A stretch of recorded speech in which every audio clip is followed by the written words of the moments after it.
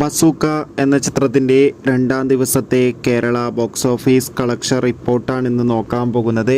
വീഡിയോയ്ക്ക് മുൻപ് video like ചെയ്യുക, ചാനൽ സബ്സ്ക്രൈബ് ചെയ്യാൻ വേണ്ടി ശ്രമിക്കുക.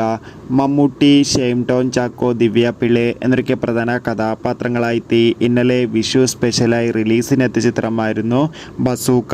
ചിത്രത്തിന് ആദ്യ ദിവസം ഒരു ആവറേജ് അഭിപ്രായമായിരുന്നു ലഭിച്ചിട്ടുണ്ടായിരുന്നത്. രണ്ടാം ദിവസവും അതേ അഭിപ്രായം തന്നെയാണ് പുറത്തുവന്നുകൊണ്ടിരിക്കുന്നത്. അതുകൊണ്ട് തന്നെ എല്ലാ സിനിമാ പ്രേമികളും ഒരേപോലെയാണ് ചിത്രത്തിൻ്റെ കളക്ഷൻ റിപ്പോർട്ടും അറിയാൻ വേണ്ടി കാത്തിരിക്കുന്നത്. ഫൈനലി ബസൂക്ക എന്ന ചിത്രത്തിൻ്റെ രണ്ടാം ദിവസത്തെ കേരള ബോക്സ് ഓഫീസ് കളക്ഷൻ റിപ്പോർട്ടൊക്കെ ആരാധകർക്ക് മുന്നിൽ പുറത്തുവന്നിരിക്കുകയാണ്.